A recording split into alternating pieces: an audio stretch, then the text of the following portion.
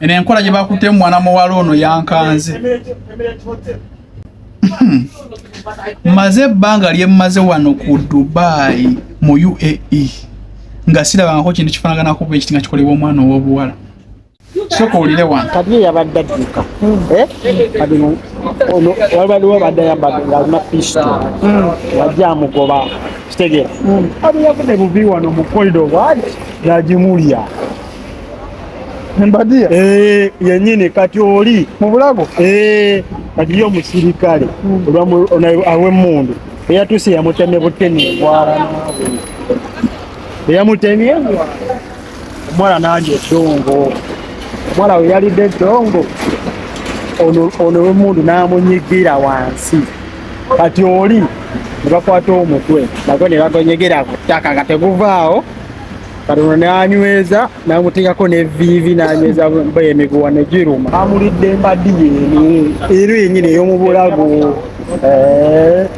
Kati nkunyumiza ebbeere yavuddeyo kuba yadde ayambadde yadde manyi buno obutwe beesiba obwesibi wano nsuukayo nga bagala omanya aye nabo tebalifuddeko okuba ye tebali bakutte kasawo ke balonze wansi yabadde akalese ono yennyini eyamukutte embaliya n'akalondawo ebyakalonze omwana nga tayagala kakwata baye ne bakamukwasa lwampaka anyiza alaba bamukwata engeri ng'eyakitujjwe eri enkola yakiyadde yakitujju yennyini ebbeere eri omukazi kati nno omukono kati omukono gabadde eno guli ku miguwa kyokka ebbeere lyeno lyerikoze kati nga bwakiralo analikole ki ebanga bati basaite batebakwata tetukiriza tukwata twetwale peka. Maze ebbanga lyemmaze wano ku Dubai mu UAE nga sirabangako kintu kifaanaganako bwe kiti nga kikolebwa omwana ow'obuwala. Nga naye gubanga gubadde nga mulimu nga mugenze ku interviews za mulimu omwana ow'obuwala nga akutudde ebbali awo weesanga nga wasanzeyo omwana ow'obuwala nga gwe emikisa gy'ogibala nti mitono kati ogibadde nga 9 nga gigendeddeko gigendere mu 6. Naye kino kye baakoze omwana ow'obuwala bana enatiddemu bana emwebereremu naye kino kyanyikubye ennyiike. Kyankubye nnyiike mu mbeera y'okuba nti waliwo abantu abamu wano abagifuula bizinensi nga baleeta abaana ab'obuwala abo okuva e Uganda. Mu mbeera gy'oyinza olowooza nti bafunze abaana be basanga mu mbeera nga bamanye Uganda embeera ekukalubyeko abaana ab'ekikulu ekyo be bafunze be batagetinga.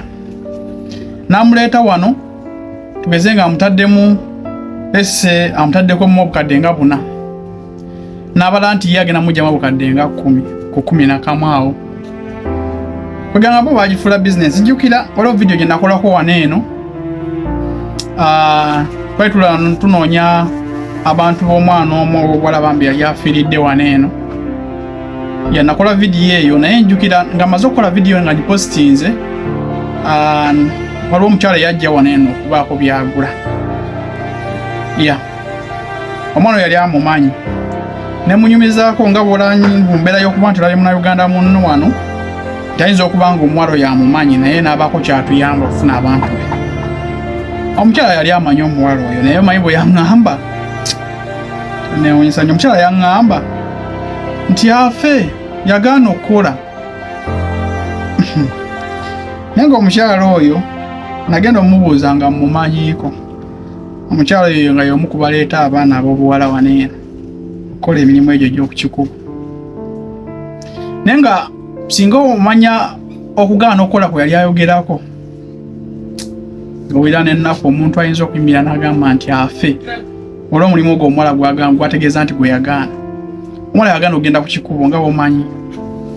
Oluusi mubaamu abaana ab'omuntu yagamba ne yadde nkubeera ennyize yadde nankanda sente bwe ziti nti zino sokoze musasula ne yeegolima ne yeewaggula n'agamba nze sijja kugenda kwetunda. Kitegeera omuwala oyo bwe yafa mukazi nno bw'ati bwe yayogera bw'afe yagaana okukola